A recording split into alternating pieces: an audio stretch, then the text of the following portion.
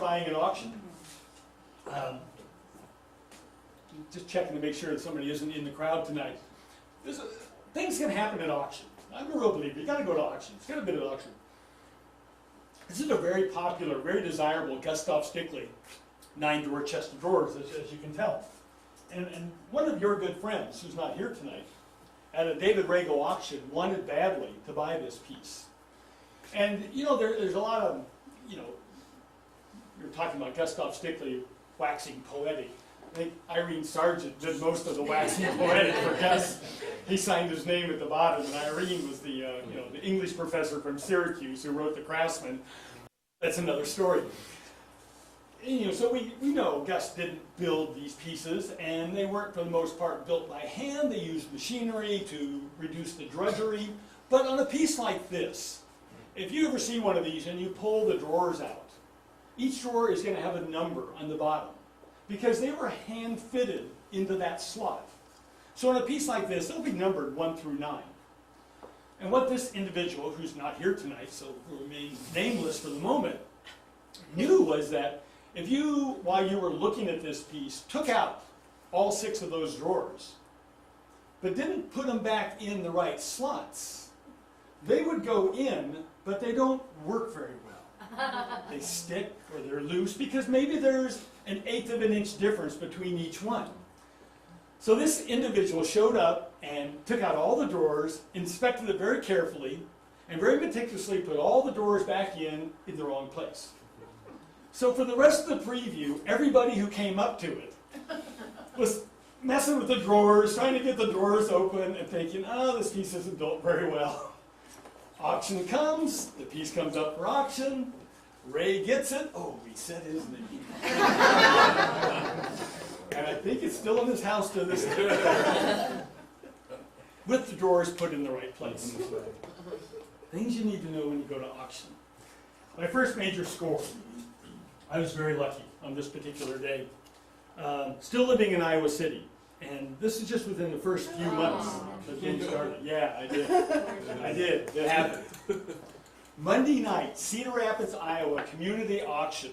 They put this up for sale as an English cabinet. Because it had inlay, so it must be English. I wasn't there. A picker bought it for $50. Now, we've got to put this in a time frame. In 1981, 82, somewhere there. Picker bought it for $50. The next day, he brought it to Iowa City, sold it to one of the antique dealers for $100.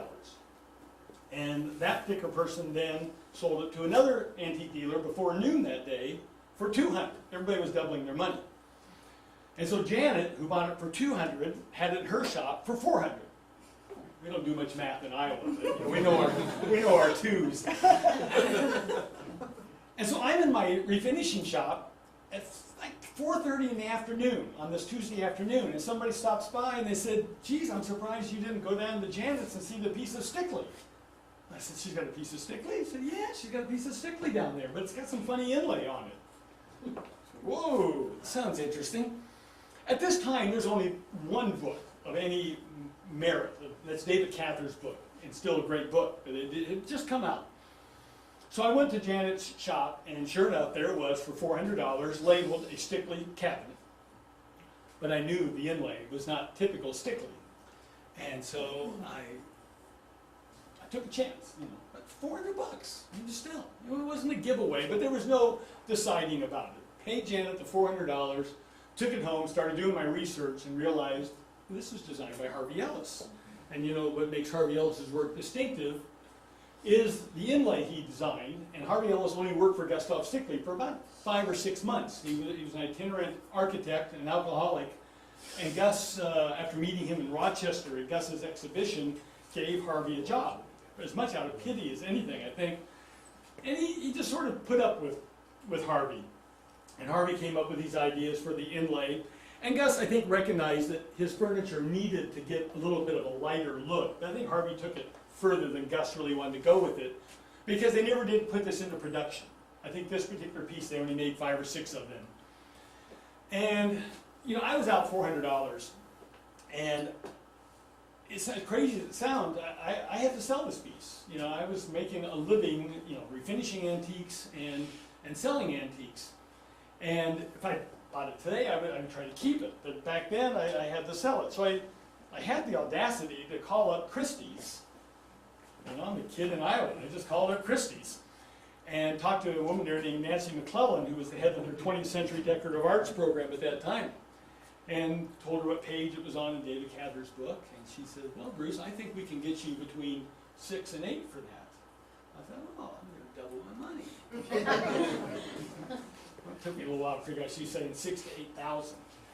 I thought, ooh, this arts and crafts stuff's pretty good. I like buying it. I think I'll like selling it. So I shipped it off to Christie's, and 3 or 4 months later, it went off at auction. And you know, it's public record. It sold for $14,000. Like $400 investment, $14,000. Wow.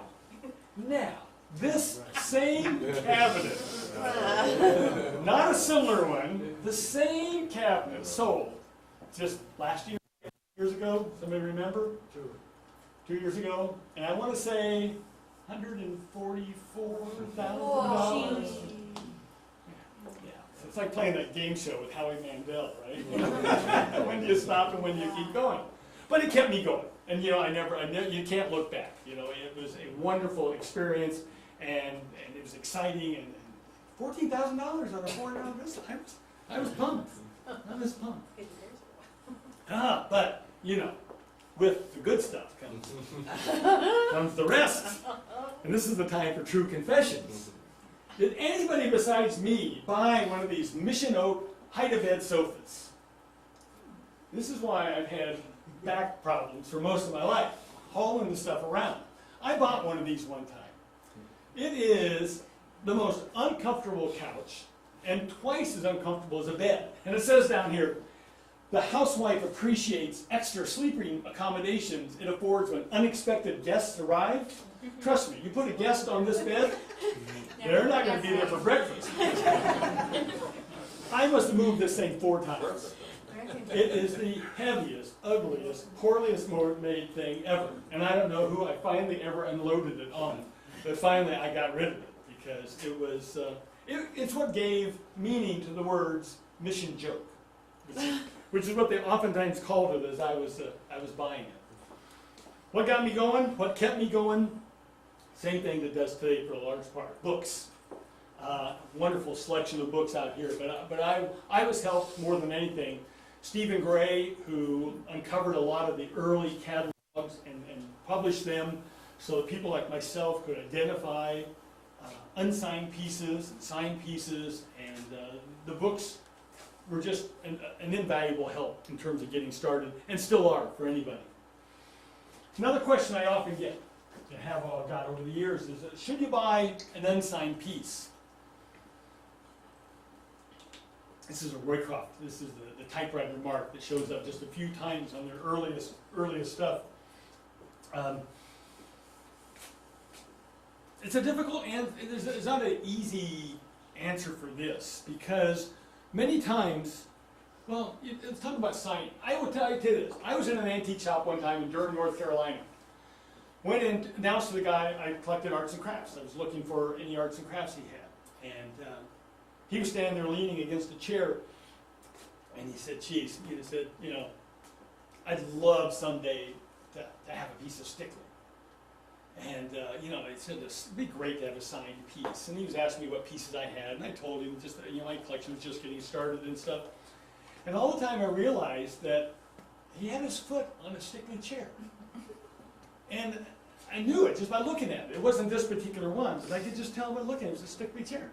And so I said, well, what about these chairs right here? He said, oh, no, they're not signed. I said, all right. He said, how much you want for them? And I ended up buying them from him for whatever he asked for it. Took them out of the car, turned it over, and there, you know, tucked right where I expected it to be, right underneath the arm, was a little shot mark. Faint, but it was there, and that's all you need. So many times what somebody tells you is an unsigned piece, and I will tell you, half the times I bought an unsigned piece that I thought was good, there was a signature on it. And by signature, what we're meaning is a little red decal sometimes a paper label. With a piece of Gustav Stickley, you know, he used paper labels that they were put on with a real cheap glue because they were just stuck on paper labels. Well, many times that paper label came off. But if you got a piece with that mark on it where you can see where that label was, that's just as good to a collector, that's just as good as the label itself. Because you know exactly what those dimensions are. But many times it's just knowing where to look. And there are some key places that you can look on a piece. And many times you just need to take it outside. Many times I bought a piece where I thought it's probably signed, but I couldn't see it in the light there. You take it outside in the sunlight, and all you need is a little glimmer, a little special red decal. But there were times that some pieces were unsigned. Frank Lloyd Wright, none of his pieces are signed. He didn't bother doing that. He said, yeah, that's something that those other guys do. I'm Frank Lloyd Wright, I don't have to sign my pieces. Everybody knows I made it. So he didn't care. Oftentimes, pieces that have been heavily cleaned or refinished lose that decal, because the decal is very fragile. Denatured alcohol would just wipe it right off. And sometimes they just deteriorated, like a Stickley Brothers paper label. Won't necessarily last if it gets wet. So there are reasons why you should buy a piece that's unsigned. But the key thing, and something David Cathers taught me, wasn't this, it's going to come up in the next slide. One thing I've always learned is, unsigned Roycroft isn't. Somebody tells me they got a piece of unsigned Roycroft, it's not Roycroft. I've yet to see, outside of literally the inn in East Aurora, a piece of Roycroft that didn't have a signature on it. Elbert Hubbard insisted that they put the orb and cross somewhere, usually quite prominent. So I never take a chance on something that somebody claims is unsigned Roycroft. It might be very good, but it's probably not Roycroft. They signed everything. Sometimes you can't see the decal. Mrs. Zemansky, the widow of a deceased Iowa City, University of Iowa professor, called me up one day. And Mrs. Zemansky said, I hear you, understand you buy arts and crafts. And usually people didn't use that term. That was a sign of someone who was educated, that back then they used the term arts and crafts. It was always Mission Oak. And I said, yes, Mrs. Zemansky, I do. She said, well, you young man, you need to come by my house. I have a piece that you want to buy. Okay. So I went by Mrs. Zemansky's house. Yes, she did have a piece that I wanted to buy. A very substantial dust-off Stickley bookcase. There was no way that I could know. There, you looked at it, and it looked very similar to this, full of books, up against a wall. The decal on bookcases are almost always on the back. Occasionally they're on the inside, but almost always it was put on the back. The whole purpose behind the decals was to tell somebody in the store who made it.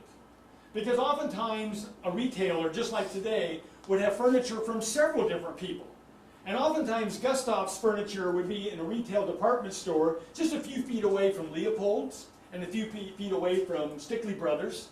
And so the whole purpose of the decals or the paper labels was to show the person in the store who made it. And so oftentimes they would put it on the back, because in the store you would probably see the back of the bookcase. Or they would show it to you. Say, oh, this one's by Gustav, this one's by his brother. They weren't trying to hide it from us 100 years later. They had no idea we'd ever care anything. They would laugh if they knew how much attention we pay to shop marks and decals. And we get obsessed with them. And it's fine. It's fun, as long as you don't take it too far. But I went into Mrs. Zemansky's house, and I just knew this had to be Stickley. But this is still in the early years, and I had no idea how much it was going to be worth.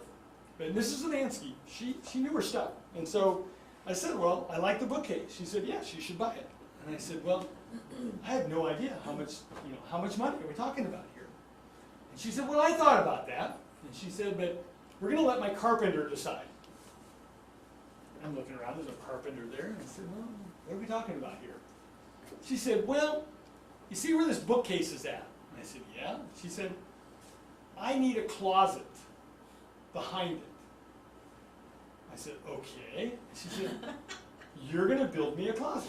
I said, not you. She says, my carpenter's going to build it, but you're going to pay for it. And it's going to cost $1,000. So you're going to buy the bookcase for $1,000 so I can build my closet. That's fair enough. I bought it, and $1,000. I mean, that's a lot of money. It's a wonderful bookcase. And we took it out, and there in the back, And the nice thing about the bookcases and the china cupboards is the decals haven't faded. They've been up against the wall for 80, 100 years. And you take them out and you see that red decal, and I'm not kidding, it's like falling in love all over again. But even better, they don't break your heart.